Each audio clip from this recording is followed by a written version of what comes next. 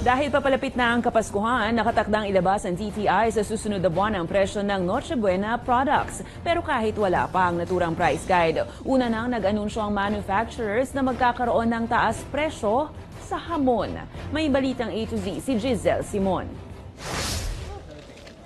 Mahigit 2 buwan bago ang Pasko, inanunsyo ng Philippine Association of Meat Processors Incorporated o PAMPI na magkakaroon ng taas presyo sa paboritong pang Noche Buena na hamon. Magtataas tayo but very minimal lang. Siguro mga 1 to 4%.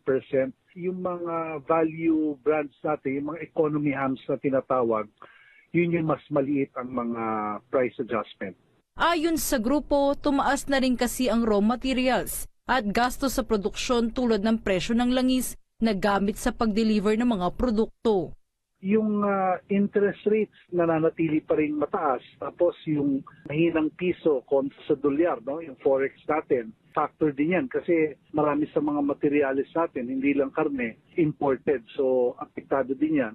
Gayunpaman, patuloy ang panawagan ng Department of Trade and Industry sa mga manufacturers na kung pupwede ay huwag mo nang magtaas ng presyo dahil tinutugunan naman ng pamahalaan ng kanilang logistic problem.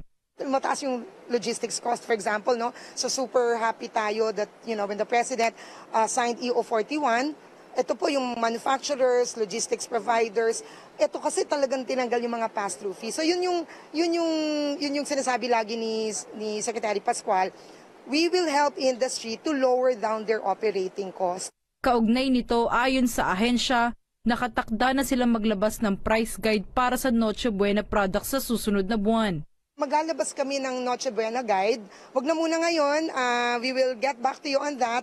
Ang gusto namin pag naglabas tayo ng Noche Buena Guide, ito talaga ay talagang tiningnan natin yung mga presyo. So gusto namin kompletuhin, no? Wag nating munang madaliin. Kanina, nag-inspeksyon na rin ang ahensya at si Senador Mark Villar ng iba't ibang kagamitan kasama na nga dito ang Christmas lights sa Home Depot. Kasama po sa regular inspection ng DTI, ini-inspect yung mga produkto para siguraduhin na compliant sa ICC, sa PS, yung mga importation requirements, and para siguraduhin na up to standard po yung mga produkto natin. Lalo na po ngayon marapit na ang Pasko.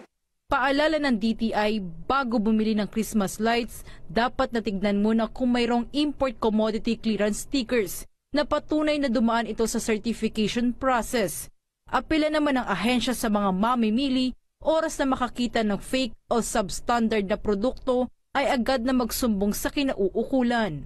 Kung kayo po ay may complaint, kayo po ay aming ine-encourage na magtumawag po sa DTI 1384. Para sa balitang A to Z, Giselle Simon,